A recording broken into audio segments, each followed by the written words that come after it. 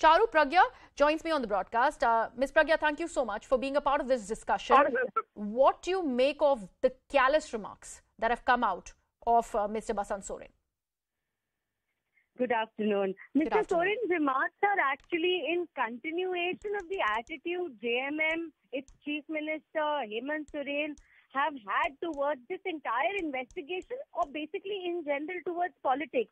Because they feel that they deserve this power. There is so much of arrogance. There is so much of not feeling sorry for anything that they have done. It is unheard of in the history of this country that the Chief Minister assigns an entire mind to himself. And when investigations start, everyone in his family, every single person in his family is so blatant and unapologetic about it.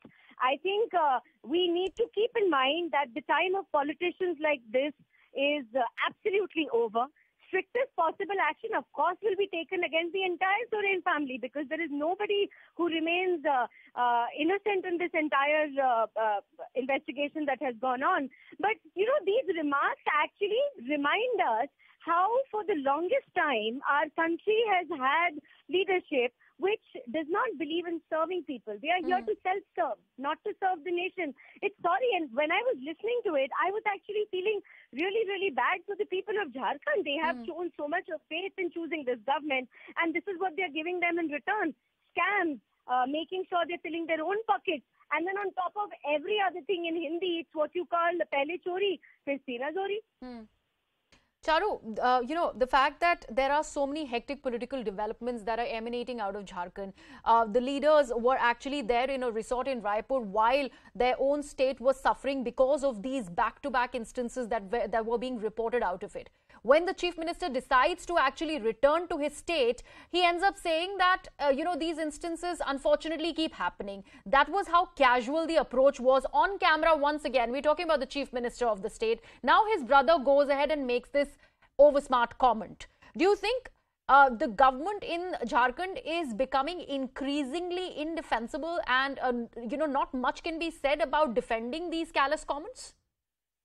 You know, I think the least which can be said by these politicians is sorry. They can begin with an apology. Oh, absolutely. And they can begin by showing people that they actually want to serve. Here, instead, we have a Chief Minister who's holidaying, and he's so casual about that holiday as if there is nothing which is going wrong. You know, it's not just these remarks of these politicians which is worrisome. It's also the way the state has been running in the last couple of years that's further worrisome. I already mentioned the mining scam. Apart from that, if you look at the number of Naxal attacks which have increased in the state of Jharkhand, the law and order situation which is every single day deteriorating, I don't think there is any day which goes by when we don't hear terrible news coming from Jharkhand. After that, it was followed with the news of the girl who was burnt alive in her own house while she was sleeping. And even with that, I don't think the government took a stand which is befitting. Charu, what do you think? What is actually getting them to go towards this kind of brazenness? Why is it coming back to back, such statements coming out of the Sorens in this particular case? You know, I think I'm going to repeat what I said earlier. They feel that there is nothing which can move them, shake them. They deserve this power, whether they do anything to maintain it or work for it or not. And this is what we mean when we say dynastic politics and dynastic political parties are very, very harmful for our country, because this is not a right which is owed to you. If you have been chosen by people, you owe it to them to put your best foot forward. Do you think winning that trust vote and coming back from the Raipur resort and then going ahead calling in for a trust vote, ended up winning it? Do you think all of this put together is bringing them this kind of confidence or overconfidence that you're talking about? See, I think the trust vote is a political issue. There could be many, many reasons for the trust vote going the way that it has gone, and we can have a very lengthy discussion on it.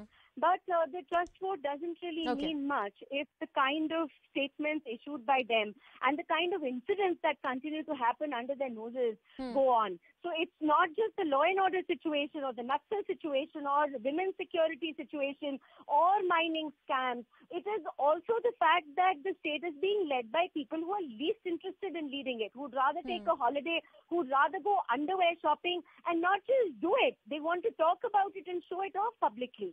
CharuPragya, I'd like to thank you for joining us on the broadcast. Let me actually now take this across to one of the callers who's joining us on CNN News 18. Vishwaroop joins us from Kolkata. Vishwaroop, please go ahead. What do you make of these statements coming out of a leader from Jharkhand? Yeah, good afternoon, Griyaji. My name is Vishwadeep, actually. Anyway, Vishwadeep, please. Good afternoon. That's fine. Let me get into the technicality of the comment first. I mean, if that is so, if we had to run down to Delhi to buy innerwears, has the production of innerwears and undergarments gone down in Jharkhand? I mean, come on, I mean, this is weird. I mean, a politician being so insensitive, it has crossed the level of the Congress. The Congress back in 2019 said something about this 1984 Sikh riots. Bhai, hua to hua hai. So kya ho gaya? Hua to hua hai. I mean, it is something similar to that. I mean, how can a politician, go down, I mean, below the belt level? Right. Vishwadeep, thank you so much for joining us. In fact, these are the kind of comments that we are now getting from people as we have opened our phone lines for them to respond to what they feel about these brazen statements that have come out of Jharkhand. Remember, we're talking about a state that has witnessed not one but two rape cases and deaths, and also a death of a girl where her alleged stalker had ended up burning her. So all of this coming out of Dumka, and the MLA from Dumka goes ahead and brazen it out when it comes to in front of the cameras, in front of the reporters. My colleague Saurav continues to be with us on the broadcast. Saurav, we just heard one of the callers. He is talking about that brazenness that is very, very evident from the netas who think nothing can actually go ahead and get them out of power, possibly. What else explains this? See, the trust vote that happened last week, in this week, was totally uncalled for. There was no, there was not any demand from opposition, or you say the court didn't interfere, neither the governor asked for the trust vote. The Hemant Soren government, he himself called all the legislators back from Raipur to Ranchi and had that vote of confidence. But that was a total, I would say it was a total waste of public's exchequer money that day that was spent, because that session was only and only for the trust vote, which was not called for. And if we talk about the PFI angle and other Bangladeshi angle into this these crimes that have been happening in Jharkhand, the Raghubar Das, who is the former CM of Jharkhand, he had specifically alleged that there should be an NIA probe into these incidents, because the modus operandi in all these incidents are almost same. First, a Hindu boy, a Muslim boy, approaches a Hindu girl, and especially a tribal girl, and then he asks her for his advances, and if the advances are not met, he kills her.